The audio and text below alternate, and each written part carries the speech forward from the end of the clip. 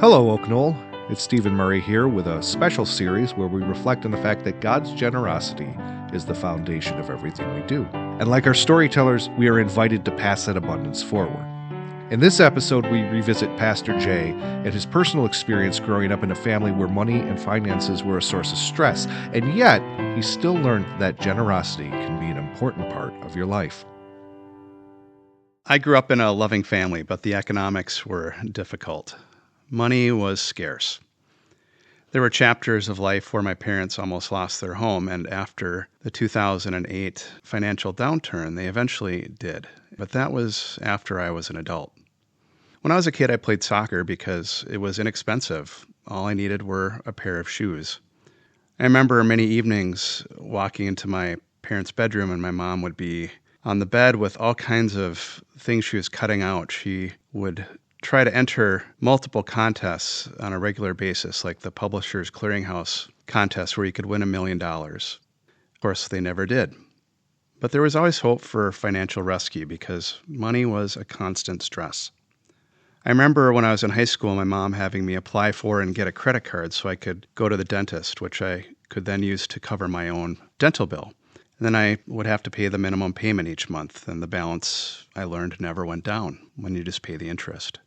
I went to a private college entirely on grants and student debt. Though I saw the forms and signed them at the beginning of each semester, I didn't understand what the dollar amounts meant for my future opportunities. When I graduated, I was shocked when I saw the number.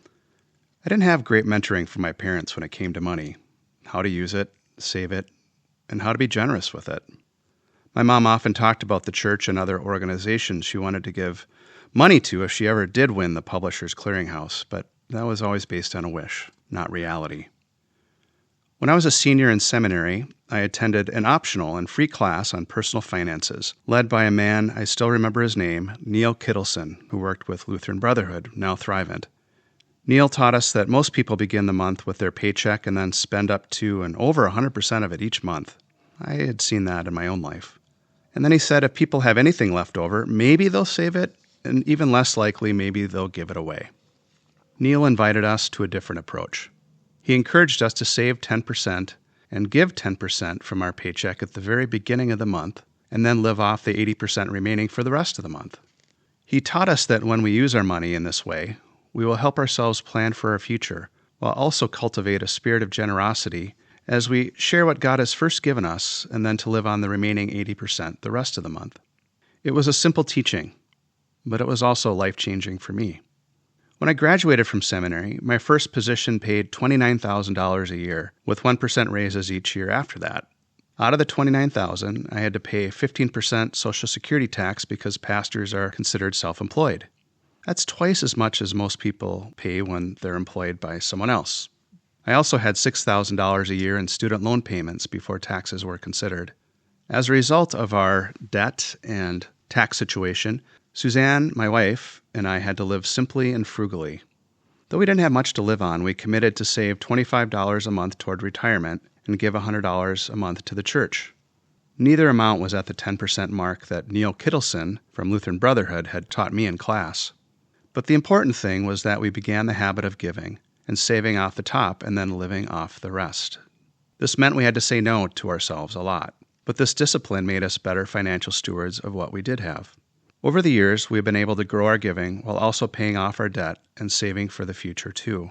The habits and practices we began when we had very little have helped us when we've grown in our careers. Suzanne and I have seen the importance and blessing of giving to our church and to other ministries that are making a difference in the lives of others.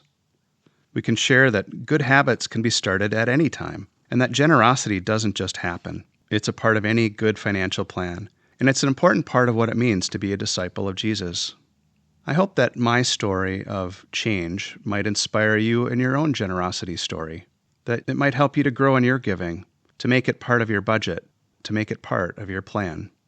Whether you're just starting out, or whether you're midway, or whether you're in a later chapter of life, a spirit of generosity can always be grown and lived out. A life of generosity celebrates the goodness God has given us and helps us meet the vision God sets before us as we build the kingdom of God together.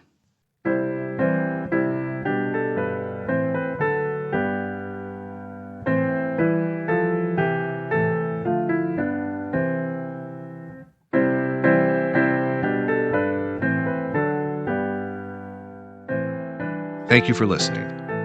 Thank you for your past generosity and for your continued support of our ministry here at Oak Knoll. Together we grow the fruits of God's kingdom as we put God's love into action. You can learn more about how to participate in our generosity ministry by going to our website, oklutheran.org. This has been a production of Oak Knoll Lutheran Church in Minnetonka, Minnesota. Pastor J. Rudy, Senior Pastor. Music performed by Matt Cerar and produced by me, Stephen Murray.